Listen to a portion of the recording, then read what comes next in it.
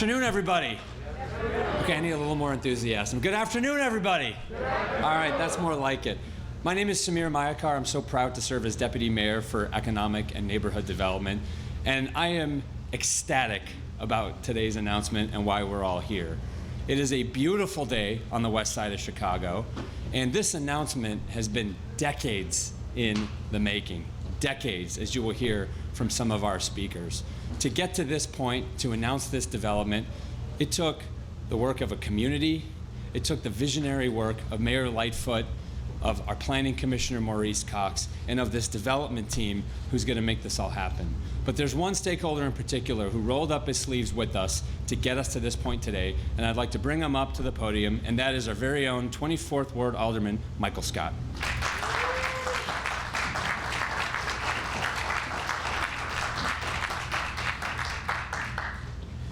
Good afternoon, everybody.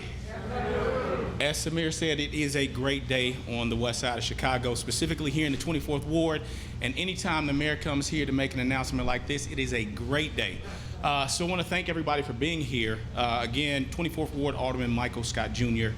And I want to give out some shout outs or some accolades before I give my brief remarks.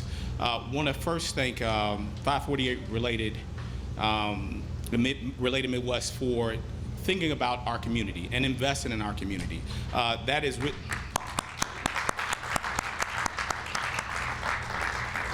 we had 6 proposals, and for me, by far, the one that is going to get us in the ground, the one that's going to employ the most people in our community, is the one that we chose. And so thank you for being here. I want to thank also Black Men United, who's always here doing great things on the west side of Chicago. They are a stalwart being here. I want to thank NLCCC for all the great work that they do, helping me move the ball forward. Want to thank, most importantly, the community members. This would not be the case if the community did not participate and let us know what they wanted and how they wanted it. So I want to thank them. And then I also want to thank a really good friend of mine, Mayor Lightfoot, whose vision of Invest Southwest is by far the most generous here in the 24th Ward. So if you want to, you can stop calling it Invest Southwest. You can call it Invest 24th Ward. We will take that. We will take that and get some more investments in the ground. But I was thinking this morning, why was I so anxious over the weekend trying to put some notes together? I usually jot some notes down about what I wanted to do, and I couldn't figure out why I was so antsy, and I couldn't find the words for it. And then maybe about 10 or 15 minutes ago, I got a call from my daughter, and she told me that she was going to stay after school this afternoon. She didn't let me know, and I kind of got the same kind of feeling. And so the parallel for me is, this is my baby. From the time that I walked in the office, actually before I was even elected, I was alderman-elect 7 years ago. A company came to me and said, hey, we want to develop on the 21 acres of land. And we went down that road, and it didn't happen. Just like every other wanted investment, they did a pump fake, to use a basketball analogy. They pump faked and they never got it in the ground. And when you have something that you've worked so hard on for so long, you want the best for it. And again, I believe that this is the best for our community. I believe that this program, this Invest Southwest program, who not only is here, but we got something on Ogden with Lawndale Redefined. We got 1,000 homes that we've committed to. We're going to get 24 of them in the ground in the next summer. We got Soleil Restaurant that's going to be built right here on Roosevelt with the Neighborhood Opportunity Fund. We got another couple of Neighborhood Opportunity Funds right down the street. But this right here, this is going to be catalytic. This is going to put 300 people to work. This is going to get the community moving and get this engine moving the way that we want to. And it's going to be a snowball that's going to roll downhill. And this would not be possible without the visionary thoughts of this mayor. Everybody criticizes and everybody says a couple of bad things here and there. But what I would ask you to do is walk in her shoes. And what I'd ask you, would you invest in this community the way that she's invested? I don't think many people can say that. And so without further ado, I want to bring up this visionary person who created Invest Southwest and the reason that we're here today, Mayor Lori Lightfoot.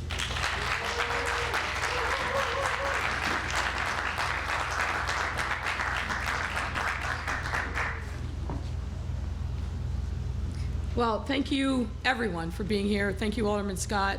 Thank you, Samir Mayakar, for taking the vision and making it an actual reality.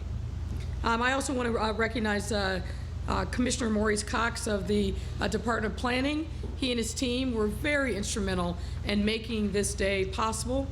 And though she's not here today, I'd also like to acknowledge Chicago Department of Transportation Commissioner Gia Biaggi, who will lead the department's efforts to improve access to this site. Where we are standing and where our latest Invest Southwest project will be built is significant in the history of our city. We are standing on the former, notorious, illegal dumping ground dubbed by residents as Mount Henry. And for those of you who don't know, let me take you back to a little Chicago political history. It was alleged that former Alderman Bill Henry took kickbacks and allowed construction companies to carelessly and illegally dump tons of hazardous waste on this site, creating a 6-story high, 13 football field size pile of noxious gravel, bricks, and rusted metal. The dust from this pile was enormous and caked surrounding homes. It caused elevated levels of asthma and other respiratory problems in this community. And the pile of rubble created a breeding ground for rats and was a catalyst for crime. Alderman Bill Henry's corruption was brought to light by the federal government as part of the Silver Shovel operation. And I was a young prosecutor and handled one of the Silver Shovel prosecutions of then now former Alderman Virgil Jones from the South Side, a different but equally corrupt elected official.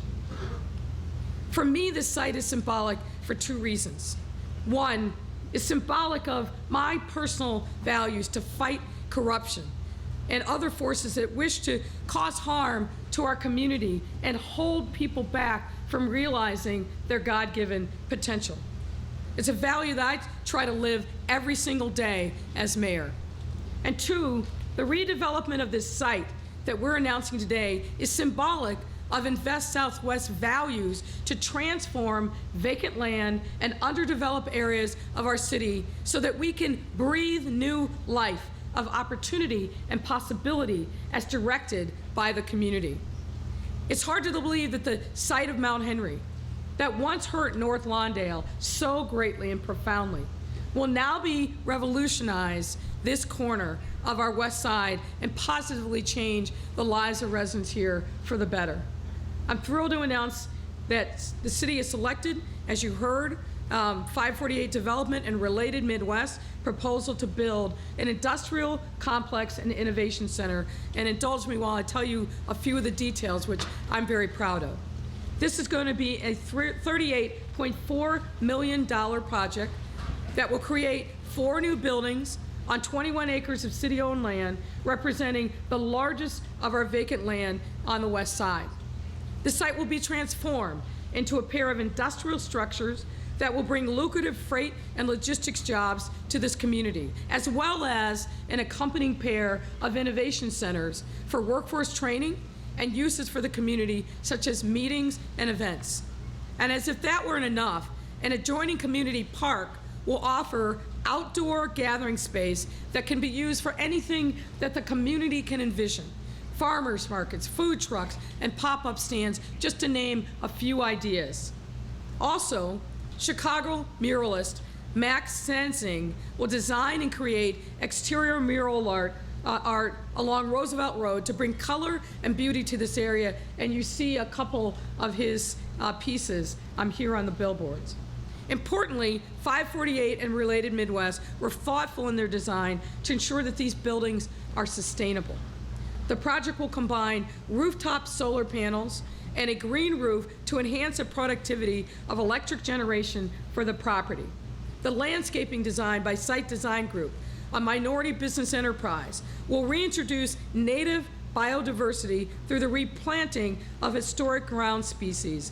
Additionally, this site is bisected by the Altenheim rail line, a portion of which is being studied by the Department of Planning for adaptation as a recreational trail through the Rails to Trails project. 548 development and related have incorporated space planning and green space to accommodate the future implementation of this project. In order to improve access to the site from the Eisenhower and the I-90, for semi-trucks, CDOT will be carrying out a project to raise the elevation of the rail viaduct on Kostner Avenue. This is an $8.4 million project partially funded through $4.8 million of CARES Act recovery assistance grants from the federal government. You know that I've been going back and forth to Washington, D.C. to make sure that Chicago gets its fair share of resources on any government programming, and this is another example of how that communication and collaboration, particularly with our great federal delegation, is yielding dividends for this neighborhood. So when all is said and done, the Industrial Complex and Innovation Center will create 700 permanent and temporary jobs for North Lawndale community. And folks, you got to clap for that.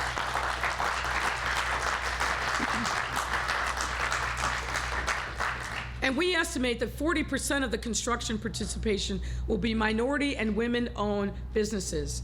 This project checks all of the boxes of our values about how we go into community, work with community, and making sure that we're making investments that benefit community. This development will create jobs and opportunity for local residents and businesses. Yes, it will. Will this development also serve the community by maximizing their opportunities for connecting with one another? Yes, it will. Is this development sustainable while enhancing green spaces and community culture? Yes. And the city's investment into this development, therefore, was a no-brainer. It's ironic that what used to be Mount Henry will now serve and uplift our North Lawndale residents and neighborhood, and that is really what our goal is with Invest Southwest. Through Invest Southwest, the city is investing with private sector partners to date $1.4 billion.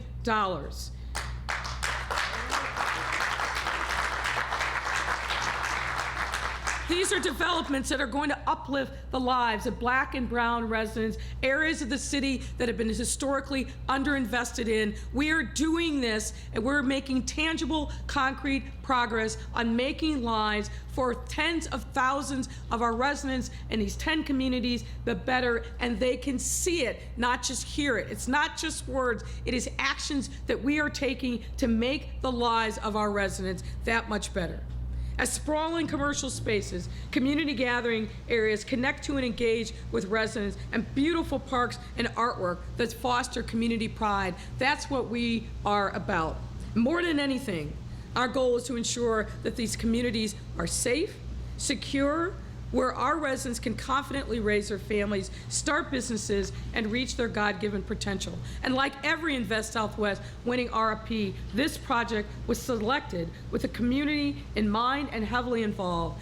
Invest Southwest, folks, it has careful community review processes in place, and it has been from the very beginning, from ideation to completion, to ensure that these developments actually meet the needs of the residents of these unique communities. Finally, another great thing about this project is this site will build upon our city's strengths as a prime location for industrial operations. Chicago is the nation's freight hub. Transportation, distribution, and logistics industry in Chicago is the nation's second largest by number employed right here in our hometown.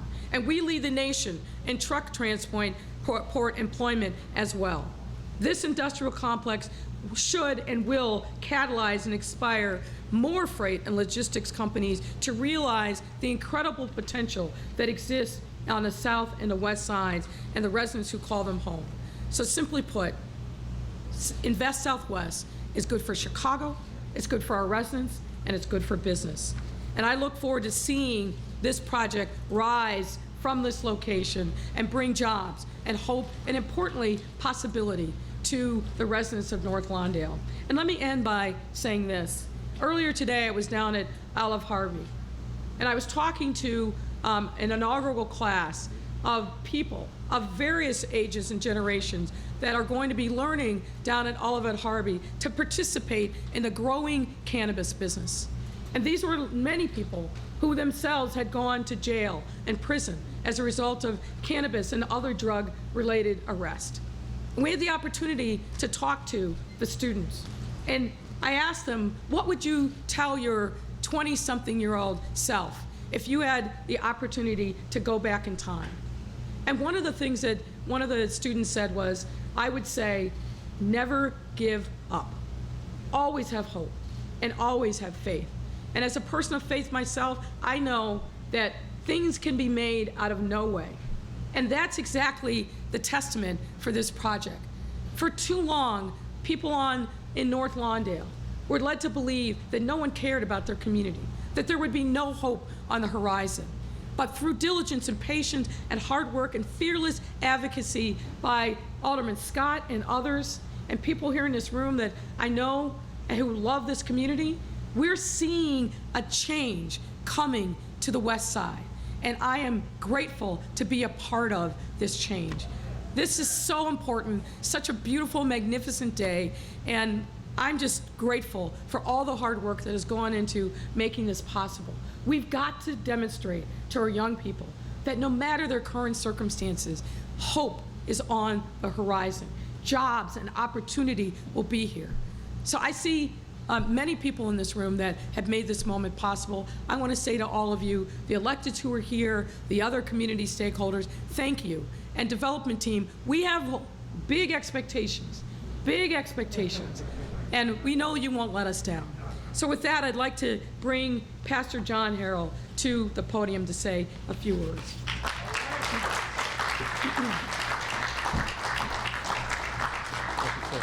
I said John, I meant Gleb. No, he was right. All right. Yeah. Thank you. Good afternoon. Good afternoon. Today is a very exciting day. It's exciting because, as the mayor said, there's hope. I listen to people say that our youth are lost, but I disagree with them. Our youth are not lost, they're just a left generation. We've left them to raise themselves with Instagram and social media and TikTok and everything else.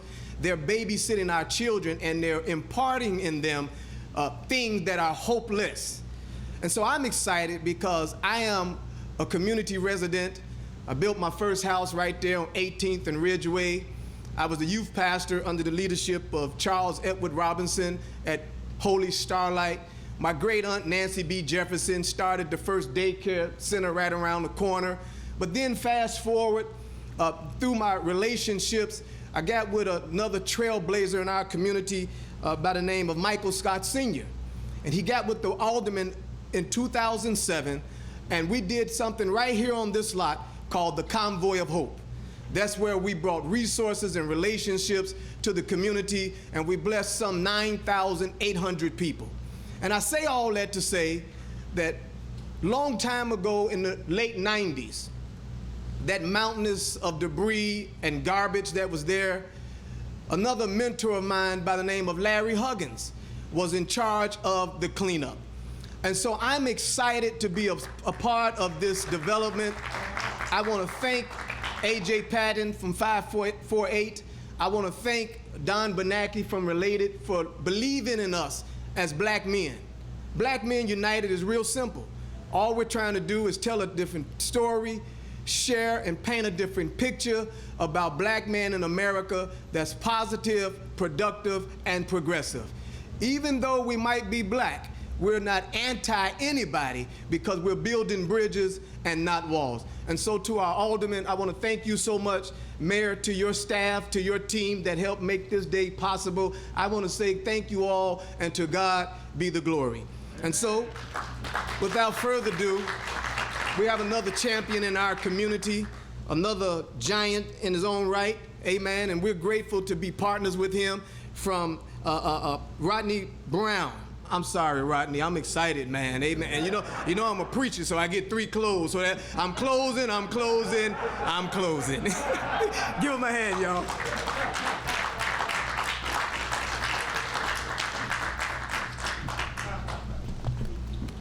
I don't know how I got to follow a preacher. I want to start off by saying thank you to Mayor Lightfoot, but not just for today, but for your investment in the West Side and North Lawndale in particular. As the corridor manager for Invest Southwest here in North Lawndale, I want to thank you. You are the first mayor that has had a focused effort on rebuilding the South and West Sides of Chicago.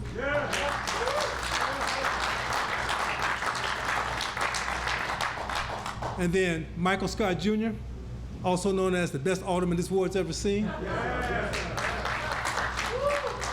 I want to thank you for your partnership, for your leadership, for your guidance, for your kick in the pants when we've needed it, but you've been there every step of the way with us. So I want to thank you for shepherding this process with us. And then there's A.J. Patton. No words, brother. Thank you for the team that you've assembled. Thank you for your vision of inclusivity to help rebuild this community and communities throughout the city of Chicago. Now, Mary Ellen Pleasant, Robert Reed, Hannah Elias, Annie Tombo Malone, O.W. Gildry, Madam C.J. Walker. These were the first 6 black millionaires in this country. And they did it through entrepreneurship. That's the only way they could do it. That's what they did. This building, this development is going to serve as inspiration for the millionaires we're hoping to birth out of this location as well. Their stories will be told.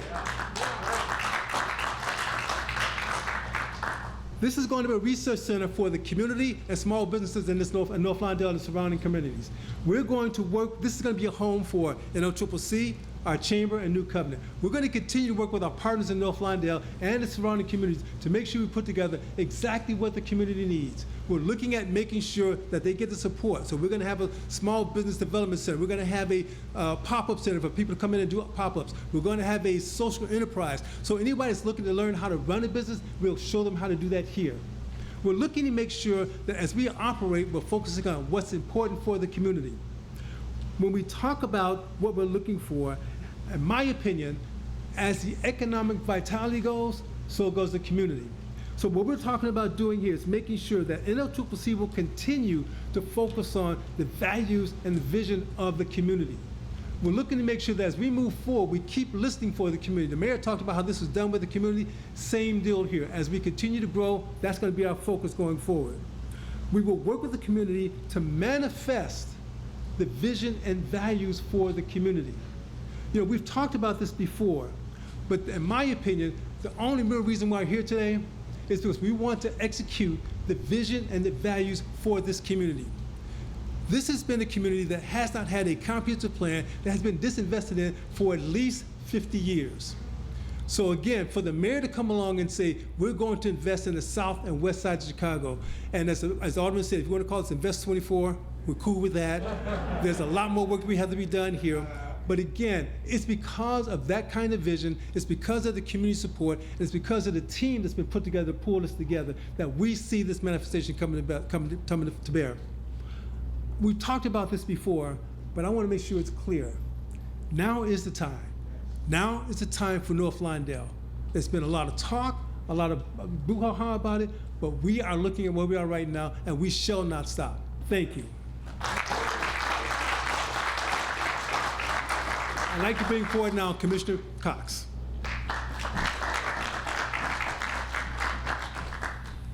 All right.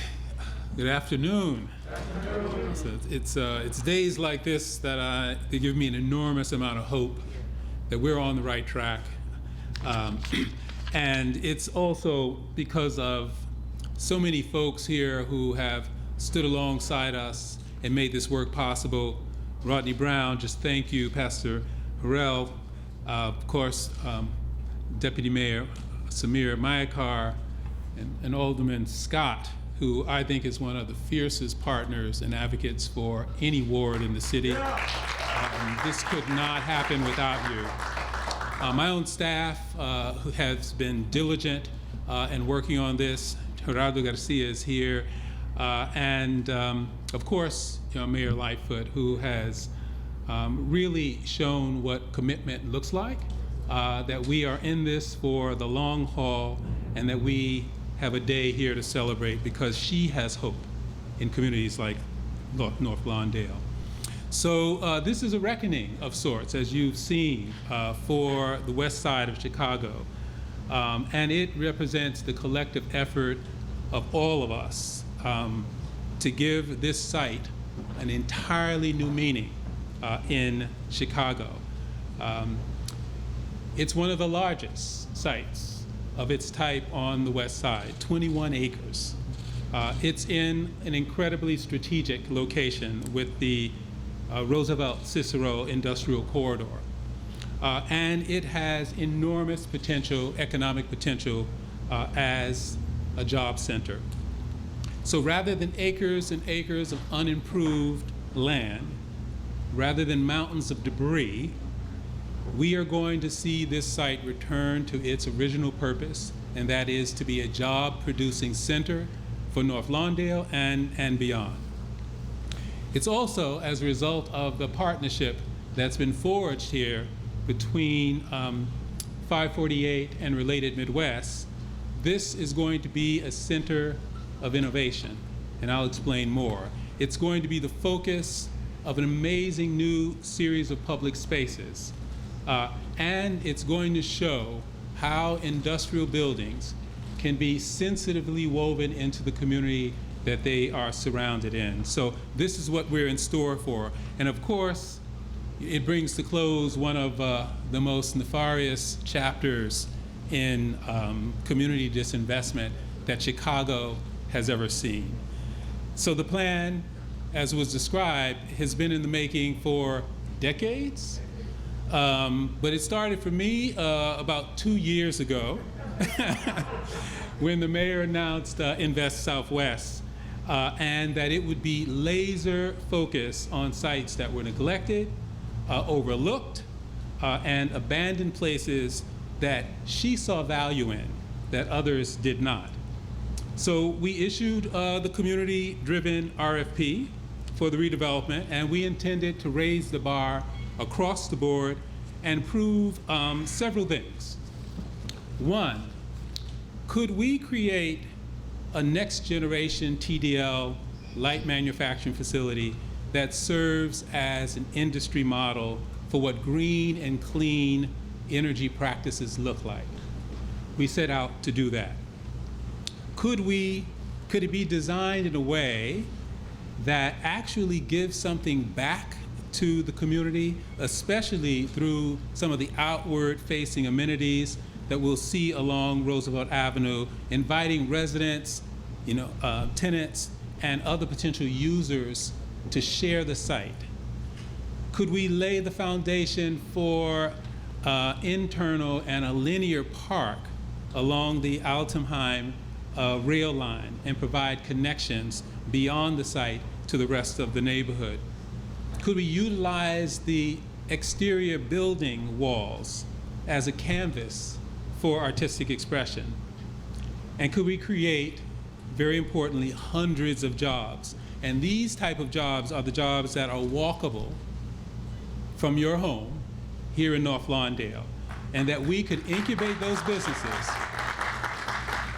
incubate new businesses, and build a community wealth in the long term.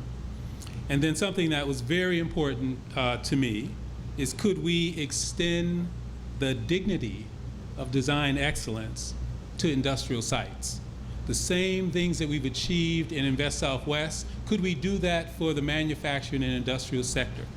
And what you are seeing today is the manifestation of all of those goals that we set and the project that brought it home. So we had some choices. We had 6 different proposals, and a lot of them had extremely lofty expectations. Now, it took us a very long time. Some folks were like, can we get to the decision here? But we knew we had to get it right. And what it turned out, that the community was just as attentive to the work that needed to be done. We held virtual meetings. We had a Meet the Developer night where a couple of hundred people looked at all 6 proposals. We circulated community surveys. So we collected hundreds of opinions about what should be on this site. And then, of course, we worked with the teams individually to refine their visions for the site. And finally, one emerged as the best of the best, and that was the 548 Development and Related Midwest proposal, who are the winners of the Roosevelt Kostner RFP. So congratulations to you all. So I think Alderman Scott spoke to this a little bit when he renamed Invest Southwest Invest 24, that projects like this give enormous confidence to all those who are looking to invest in Chicago about the potential in this neighborhood. And we are starting to track the pipeline of investment that's happening just in North Lawndale.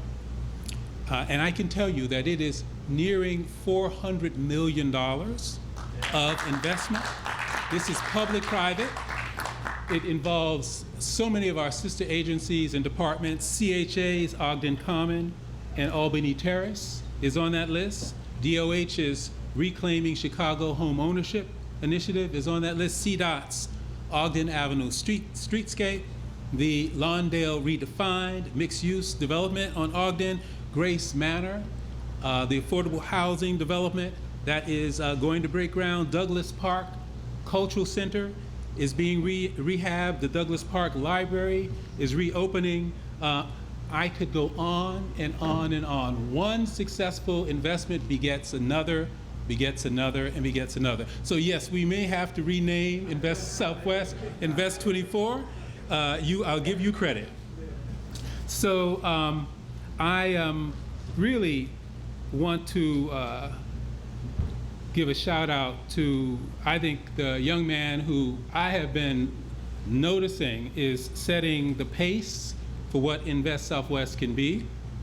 About 2 years ago, A.J. Patton responded to the first RFP on Chicago Avenue. He didn't win it, but he was not deterred. He showed up again for the next round of RFPs and was awarded the contract for South Chicago. And then, he found a partnership which I think has brought an enormous value. This young man knows how to build partnerships. And as a result of it, and his extraordinary commitment to sustainability, he's also going to show us how you can be green and clean in this industry. So to A.J. Patton, to Related Midwest, we thank you, and we look forward to the project that you build on this site. Mr. Patton.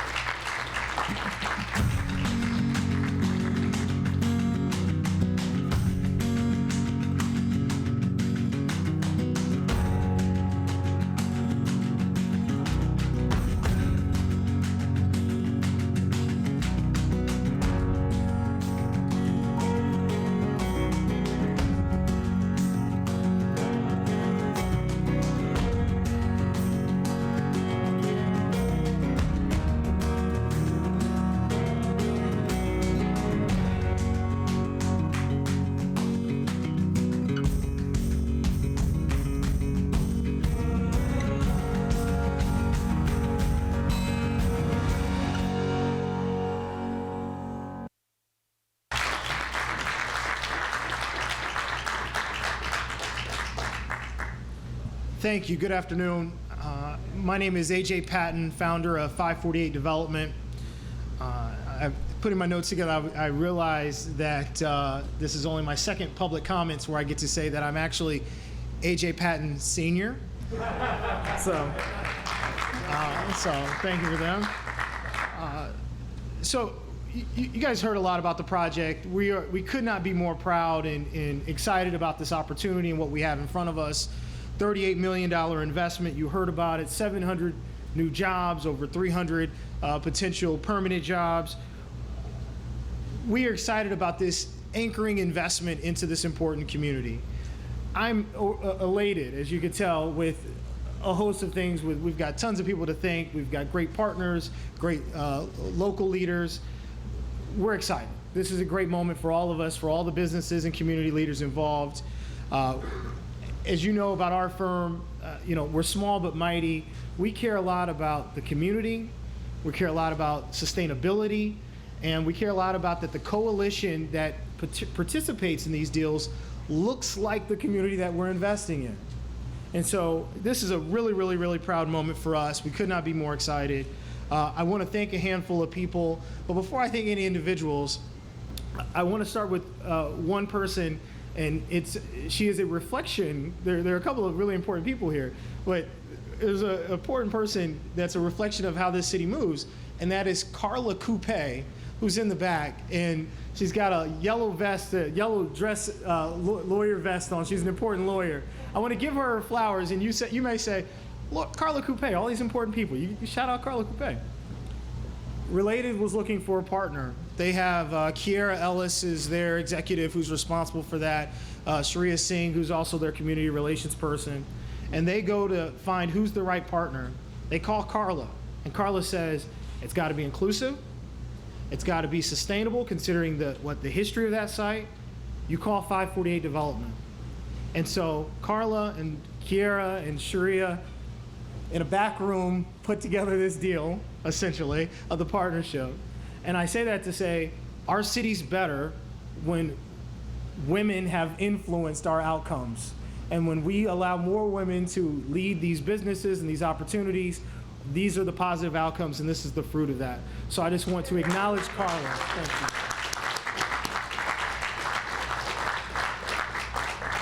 So I think the 548 team, Steve, Benz, Anna Barsky, who's important to us, site design, Ware Malcolm, we're in the deep end of the pool, and we were all nervous about Commissioner Cox in design excellence. So at the 25th hour, I called Leslie Roth, who is a principal at Lamar Johnson Collaborative. And I said, Leslie, I need you to sprinkle some extra so that Commissioner Cox doesn't kill us here. And so, Leslie, I appreciate you as well. I want to thank the coalition, because one of the things that I go on about all the time is these developments happen and they talk about inclusivity as a percentage, 25 and 5 or 30 and 10, or we've got a prime joint venture. And I always say, who cares about the number? We need to be engaged at every single level of these developments if they're in our community. And so I said, well, who's the lawyer? Who's the consultant? Who's doing the insurance? Who's the engineer? We'll get to construction, but equity is at every line item. We can do more than just construction and swing a hammer. We can do professional services and more. And so our coalition is reflective of that, and I demanded that as a part of our partnership. And so I was grateful that Langdon Neal, legendary attorney, is going to be partnering with Carla Coupe now to be the lead counsel for this site. Charles Smith is going to be doing the insurance for the particular site. And I want to acknowledge Charles Smith and Glenn Charles, who are the co-chairs of the Business Leadership Council. They're this generation's Jim and John, and they're advisors of mine, and I'm grateful for both of you brothers for your leadership in this moment. Thank you. Millhouse Engineering, Melanie Millhouse is one of the leading the future of development for this city. The Millhouse brand is known, and so it's important that Millhouse and Engage Civil and Kelsey Taylor and their team was a part of this coalition to execute. And then related, I'm landing on related after the coalition for this fact. After Carla and Kiera got the deal done, Kurt and Ann and Don and I had to huddle and figure out what this partnership was going to look like. And I come in with the firebrand of this is what inclusivity looks like, and we're going to do this, sustainable commitments. And there was no counter. We agreed. We shook hands and moved on. We mission aligned, and that's what matters most. They countered with Don Bernanke. I don't know where Don's at. He's a big smiling face lately. And Don counters with, not only do we commit on the construction side and professional services, what about how do we procure those materials? And he writes an op-ed challenging all of his peers to commit to where those materials are procured. That is a commitment to diversity and inclusion at every level. So cheers to Ann, Don, and Kurt. I appreciate your partnership as we go to execute on this deal. To Rodney Brown and Pastor Earl, Rodney and Pastor Earl and Blackman United, I could not be more grateful. It was important that we had more than one community partner. We wanted to show other communities that all of our partners can work together. And we've seen where that can be a hurdle. And as soon as I said, Rodney, call Pastor Real for me. Let's get this thing done. It took an hour. Pastor Real calls me back. Hey, young fella, I think we got it done. I think we got something here. And him and Terry and the guys who I want to show respect to, they are the leaders of this community. When all of us leave, they're going to be here passing out diapers, passing out food, making sure people have the resources that they're needed. So it was important that they were involved intimately in the decisions of the deal and in real equitable sense. So Alderman Mike Scott, I can't compliment you more at this point. You are as good as it gets. I'm grateful for you. We've got a bright future ahead. I'm at a loss for words because we're a small team. These engagements are personal. I don't have 30 staff to go hand these things out. So if I call Alderman Scott, it's me on the line and it's him and I working together. So I'm very grateful for that. And so thank you, Alderman Scott. Lastly, we talked about the history of this site, the political ridiculousness that is the history. And I want to point something out while I have these cameras here for a second. I put my notes together and I realized something. I don't know the mayor. And hopefully that will sink in of how great this moment is and how it flies in the face of everything that has happened on this site. Everyone else has been so connected and they use that to do wrong. We put this coalition together with merit, and that reached her desk. Not a person, not a campaign donation, nothing else but merit. And if that tells you anything about what this mayor is about, there's your answer.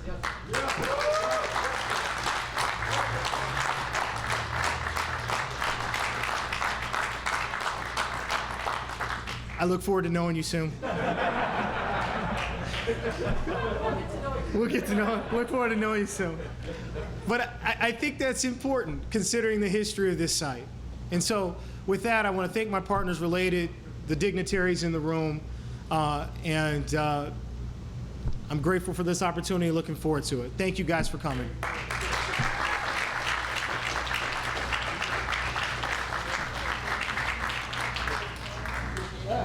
I believe we're going to take some photos and do the thing. And I think the mayor's going to take some questions.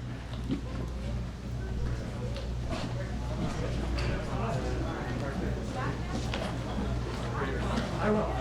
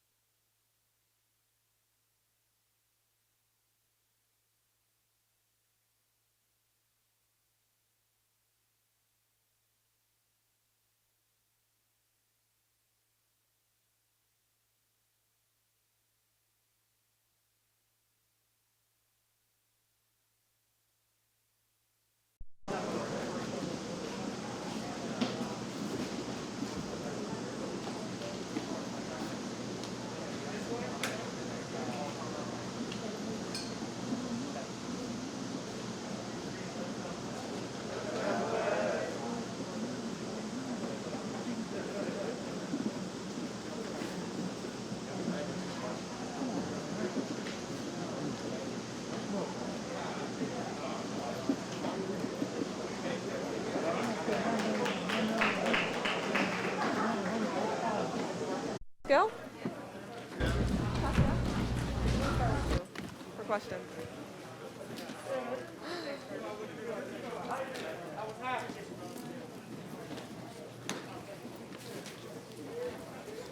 Test. All right, Mayor, we're going to start the Q&A session with our reporters. I'm going to ask everyone if they could keep their voice down, their conversations. Thank you very much, ladies and gentlemen. We're going to kick it off with Pascal from Block Club. 2 questions per reporters, and please keep your mask on. Thank you so much. Nice to see you, Mayor. Nice to see you. This is Pascal with Block Club Chicago. So I wanted to ask about the RFP process. So the city framed the RFP as an unprecedented decision-making process that would be led by community input, but the project that the city picked wasn't the one that North Lawndale residents had ranked as their top choice based off of those initial community meetings. It was ranked 3rd out of 6 proposals by residents, and then 4th out of the 6 proposals by planning officials. And so I wanted to ask, why did the city pick this project over the ones that both neighbors and DPD planning officials said that were more ranked higher on those? Well, I think there's a lot of considerations that go into making the ultimate decisions on how projects are chosen. Obviously, community input is a very valuable part of it, and the community was heavily involved, and I'll invite Commissioner Cox up to go into the details, but there are a number of factors, not the least of which is financial viability, and that weighed very heavily, I know, on my mind, the alderman's mind, and that's, I think, really, at the end of the day, taking into consideration the feedback that was given. Could we get this deal done? What was the delta in the financial stack? That obviously having a great vision that can't actually come into fruition because there's no, not the appropriate financing in place, that I think does a disservice to the community. So where there are a number of factors on all of these projects, and financial viability is obviously important. And just as a follow-up, I know that some of the plans that were initially proposed changed. So for this plan, there was a new architect added. There were changes like adding the park to the plans. Were these changes kind of read back to the community after those initial meetings so that these additional, these additions to the proposal would be able to incorporate community feedback? Yeah, I mean, and what I will say, and I'll bring Commissioner Cox up to kind of fill in the details, we do these community listening sessions, and I think DPD, with respect to Invest Southwest, has done hundreds of listening sections across the various 10 community areas. The community gives us feedback. Then the developers come and they do their presentations, and then it's an iterative process. It's not static. And so, yeah, many times we will come back, meaning the Department of Planning, and push the developers on things that we've heard from the community that may or may not been in their initial proposal. So as I said, it's an iterative process, and the final product, hopefully, is one that incorporates as many aspects of what the community says it wanted as part of that. And Alderman Scott. So in addition to that, Pascal, we have something called the community roundtables, where we have several members from across the ward that come to a meeting monthly. And as those things kind of change, we kind of read them out to them. And as a matter of fact, most of the changes were made because of the influence of the community roundtable. As a matter of fact, after that happens, I also have a monthly community meeting where I probably have a larger range of folks that come, somewhere between 75 to 100 every month.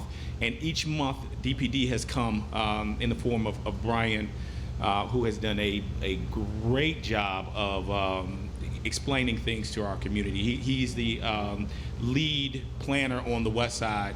What's Brian's last name? Hacker. Brian Hacker. Don't let me forget. Brian has done a marvelous job of making sure the community has been kept abreast. And so in my community meetings, as well as the community roundtables, every month those things have been addressed. All right, Craig Wall, ABC 7. Mayor, off topic, if you don't mind, as we... Craig, do you ever have an on-topic question? I mean, one time surprise us all and have an on-topic question that you actually care about the event that we're putting on. I'm giving you... This is a great event, right. And I take nothing away from you. Thank you. But that being said, my story is not this story, so... Fair enough. Go ahead. Jason Van Dyke set to become a free man later this week. First of all, can you give us your thoughts on his pending release 3 years into the sentence? And I'll follow up after. Well, I think it's important to remember that Jason Van Dyke is still in the custody of the Illinois Department of Corrections, so I would really urge you to talk to them about the time, the place, and the circumstances. But here's what I will say, and I've been thinking a lot about what's happened since I think the world saw the horrific video showing the murder of Laquan McDonald. Which happened at a time that there was a lot of things happening nationally. And frankly, back then, I will say I was very concerned about how our city was going to receive this information. It was horrific. And unfortunately, some news stations decided to play the penultimate moment where he was shot 16 times by Jason Van Dyke on a reel. I remember my wife and I doing everything that we could to make sure that our daughter didn't see this murder taking place before her very eyes on video. That was a very difficult and fraught time in our city, and I think that many people carry the trauma of that moment and others like it with them to this very day. What I will also say is, looking back on that time right before Thanksgiving of 2015 when the video was first released, there were some things that I think helped our city move forward that came out as a result of that. Not the least of which I think is first and foremost the level of activism across our city. Many young people, many people of different generations let their voices be heard and demanded change.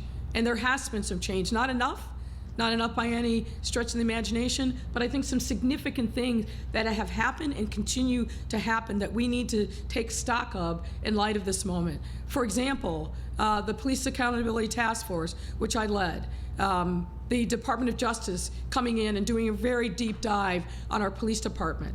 The fact that we now are in a consent decree, I think really is a result of that moment and obviously the others, but the amount of progress that's been made on police reform and accountability. I remember sitting at the police academy in January of 2016 and learning that our police officers, after they graduated from the academy, got no other training for the rest of their career other than firearms qualifications. I mean, imagine being in a profession for 30 years or more in some instances and not getting any other investment by your employer. That has changed around dramatically. We now voted, as of July of last year, for a new form of civilian oversight of our police department. We are now investing in our youth, in mental health services, in affordable housing, and a number of other things that really were conversations that had happened over many decades and years, but really kind of crystallized and came together as a result of our, I think, collective outrage about the murder of Laquan McDonald. And let's also not forget that Jason Van Dyke, while many of us were not happy with the length of the sentence that he received, and I think I was vocal about that, as were many other people across the city, but Jason Van Dyke was the first police officer in 50 years who was convicted of committing a crime while on duty. So let's not lose sight of that fact. And I think, frankly, Pastor Marvin Hunter, who's been the spokesperson and really, I think, the conscience for not only the family but for the city on this issue, has spoken eloquently about it and talks and continues to talk about healing, about redemption, and about accountability. And I think those are the words that we need to take with us in our heart when we think about this moment that we are in. Just to follow up, you talked about some of the progress that has been made, but many critics out there, those who are part of drafting the consent decree, say progress is just way too slow. Some even saying it's a failure of leadership. Well, there's always going to be critics. It goes with the territory. But I'll paraphrase the saying of Teddy Roosevelt. It's not the critics who count. It's the people in the arena getting the work done. And what I would ask you to do is to check your figures. The city of Chicago, we are not where we want to be when it comes to police reform and accountability, but we are further along in 2+ years of doing this work than any other city that has been under a consent decree, any other city. And so, yeah, there is a lot more work that needs to be done. Yes, we need to keep moving forward, but check your facts, my friend, because what you're going to see is that we are making remarkable progress in a difficult time. This is a big department. And it's not just about the department, it's about where we are as a city, about embracing culture and change. Change is hard. We're all experiencing that over these last 2 years of this pandemic, entering into year 3. It's hard for us to give up our old ways, our status quo, even when we know it is failing us. It's still hard for us to pivot and embrace that new mindset. So we are on the right path. We're moving forward in the right way. We've got the right leader in the Chicago Police Department to keep pushing these initiatives forward. But we can't just wallow in the critics and the criticism, because we are doing great things in our city, and today's announcement is a testament to that. 30 plus 50 years of futility, harm sitting here that harmed generations of people in this community, and yet today marks a new day. And we have this happening every single day all over this city.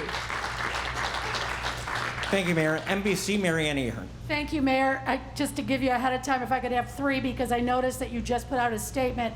Could you react to the vandalism at the synagogue Sure. on the north side? Sure. Look, last week we marked Holocaust Remembrance Day, and there were a lot of very poignant statements that were made by members of the City Council and also invited guests.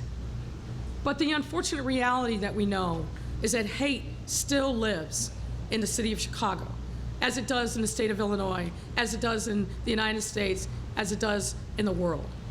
I think what we need to learn from this experience is we need to stamp out hate wherever it rears its ugly head. And as I said in my remarks at City Council, I'm a black female lesbian. And I know that when they are coming after my brothers and sisters in the Jewish community, they got a list, and I'm also on it. And so we have to stand united wherever we see hate, wherever we see anti-Semitism, Islamophobia, racism, sexism, wherever it is. People of goodwill cannot turn a blind eye and just think, well, it's not me. It is you. It is me. It is all of us. When there is hatred manifest in our community. What I will tell you is that the police department has someone in custody. Our detectives and officers are working diligently to put together a case so that we can bring charges against this individual. But even short of that, we have rallied, as we always do, to support our Jewish and Orthodox communities. The Alderman has been terrific in advocating and being really the focal point of, that's Alderman Deb Silverstein, being the focal point of making sure that her community gets what they need. She's hosting, and I hope to attend, a community meeting later tonight. But I'm looking out at a mostly black crowd, and I want to say to you, if it's happening on the north side to a Jewish community, it will happen to us as well. And we must stand united and say, not in our city, not in this time, will we tolerate that kind of hatred.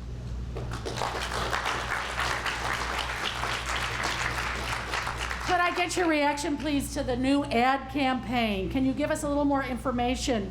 Why now in January are you asking people to come?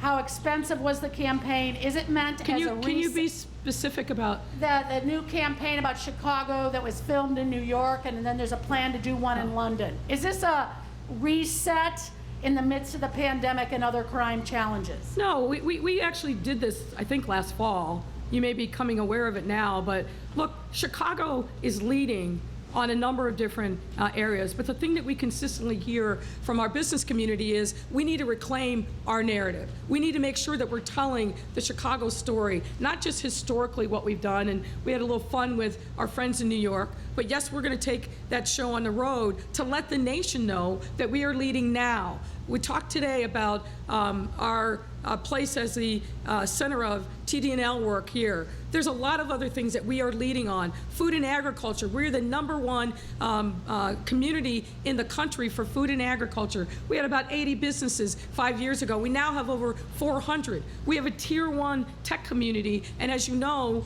over the course of last year, and I will continue this year, we've been going to San Francisco, to LA, to Boston, to New York, to tell the story about what is happening in the city of Chicago and how our businesses are leading and generating jobs. So yeah, we're going to do it in different ways, in ways that are fun, but fundamentally what we're doing is saying we are here. This is a city that deserves investment, and look at all the resources that we have here, both in terms of businesses, VC investment, as well as a great workforce that is ready, willing, and able to make businesses successful here in the city of Chicago. We are unapologetic about what we're doing here and why our economy is the strongest in the nation, the most diverse, and yes, we have the lowest unemployment rate of all the big cities in the country, and we are damn proud of it.